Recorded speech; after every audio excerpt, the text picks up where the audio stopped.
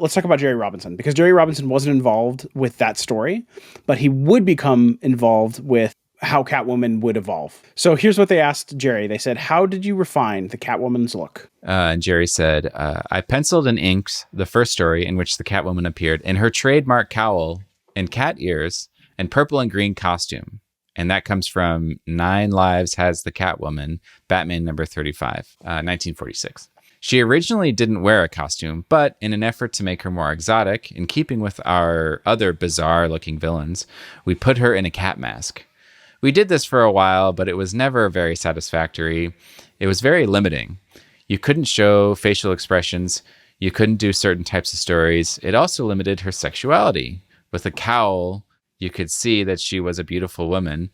With a cowl, you could see that she was a beautiful woman. I said that right. Okay. It just doesn't make sense. I would say with a cowl, you maybe couldn't see, but...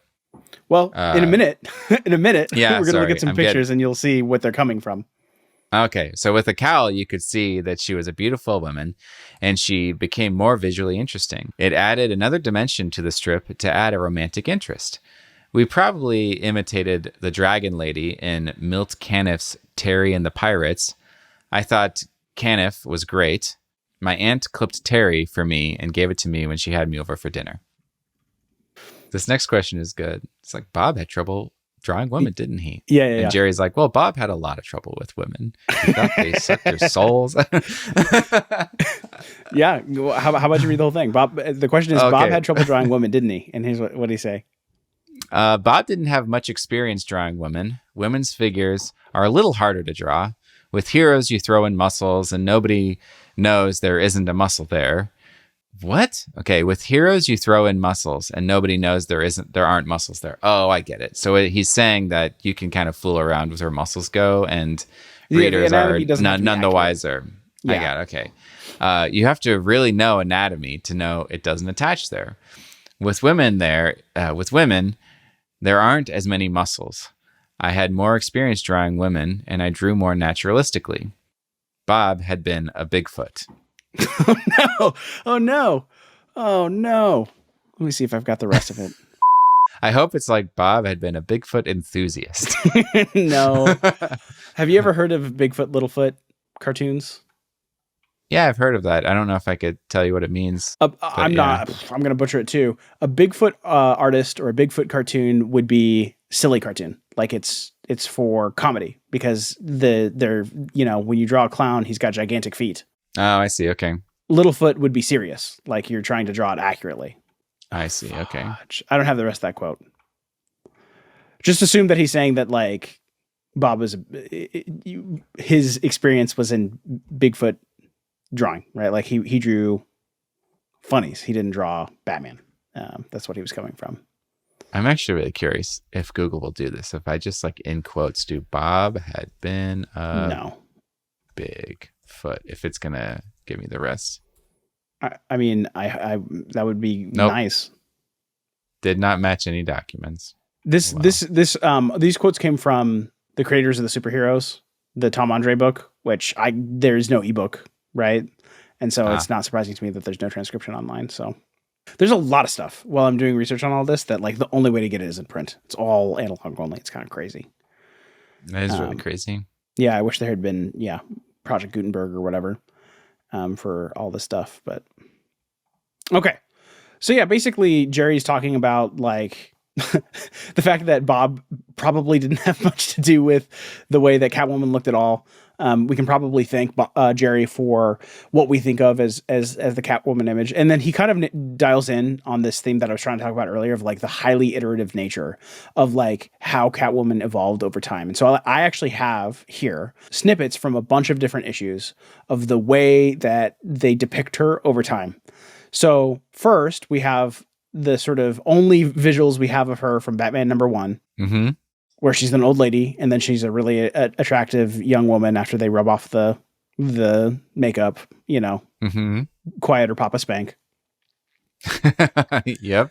And then you were saying, I don't understand how someone in a cowl, we can understand more about them. He's comparing that to the cat mask. So here we have Batman number 3. Take a look. Tell me what you see and what you think. it's a really weird combination of things. So it's like a woman in a dress, like a gold dress. You can see her like bare legs while she's running in high heels and stuff. She's carrying some kind of chest of treasure or something. And then on that, she's got a massive red cape flowing behind her, which is kind of a weird juxtaposition. And then instead of a face, she's got the cat head. Yeah. And it looks furry, like anatomically accurate cat head. Right. Like Jerry described this as a mask. I would not call this a mask. This is like, you know, they've just dressed her up as like Mickey Mouse at Disney World and she's going to go talk to the kids. Or, you know, she's wearing the Tony the Tiger get up, you know, she's your school's mascot. I'm going to, I see the mask versus the cowl. Okay. So this does make more sense. I was really thrown because I was comparing a cowl to nothing at all. And so when they're saying it also limited her sexuality. With the cowl, you could see that she was a beautiful woman and she became more visually interesting. But with the mask, but if you compare it to the mask, if you're like, so the real statement is with the cowl instead of a nasty mask, you could see that she was a beautiful woman. Yeah, it's true. If you look at this drawing, right? She's got like a freaking Chuck E. Cheese head. Right? And there any Chuck E. Cheese.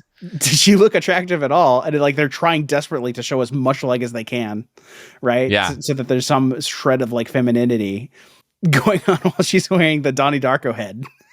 Yeah. Yes. They are not visually appealing face shapes at all. Like, I mean, it's Phantom of the Opera. Yeah. It's like I'll wear this to hide what's underneath. Like it's not very like you were saying, like, yeah, they're trying desperately to show as much leg as they could to like be some kind of revealing. Right. But yeah, the mask ain't great. So that's Batman number 3. Clearly it's not really working. So they decide to change it a little bit more. Batman number 10, they've iterated further. What do we got? They double down.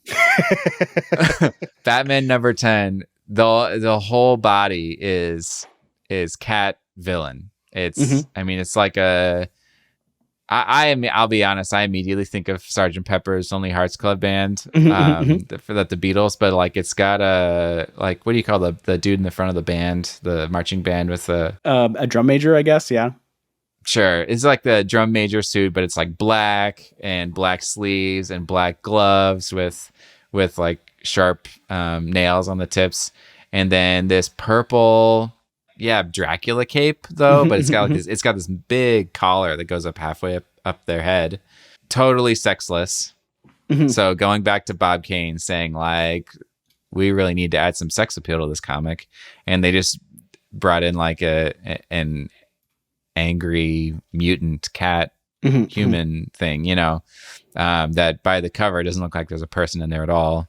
And then it's the same crazy masks situation. Yeah, this is not symbolically a Catwoman. This is a cat-woman. This is a woman that is a cat.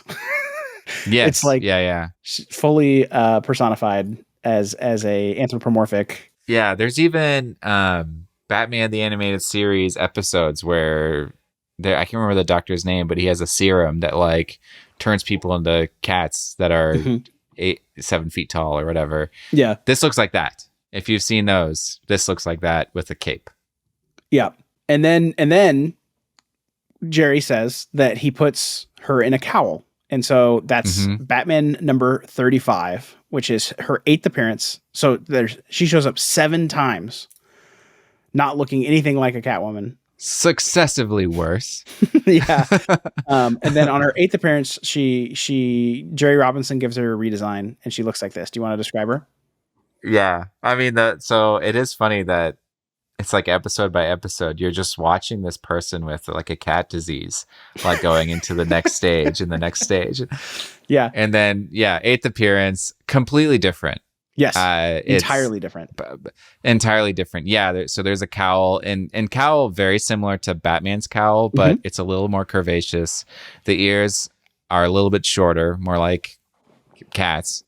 Cat's ears are more like what I think we'd find familiar with modern takes on Catwoman. Her blonde hair is showing, her mouth is showing, her eyes are showing. Like very much of her face is actually visible because, and then yeah, she's got I would say a pretty smart like business person suit on, purple head to toe with a little white collar, and then yeah, it's if you took the cowl off, she would look like she worked at a bank. Kinda, yeah. She's got purple gloves that kind of go all the way up her forearm. Mm-hmm. Yeah, if she didn't have the green cape, then she would look like more professional. It is very, very, very form-fitting. So she's kind of got the hourglass shape where it's very tight at the waist and then kind of come up. What's interesting to me is that she has sort of the stylistic flourish. So where her collar comes in, she's got the white collar, and then below it, it's got like a little boob window. Yeah, I mean, there's a tiny shot of cleavage where it's like a low-cut shirt, but buttoned at the top. So there's like a little weird slit opening for cleavage. Yeah. It's the sort of thing that you might expect to see on, like you said, a professional dress, but then like there's some sort of dress or slip or something else underneath it so that you're seeing a pop of color, not a pop of skin. Certainly in the 30s, right? Or, when this would have been taking place, I would not have expect cleavage to be a thing that you're seeing at a bank.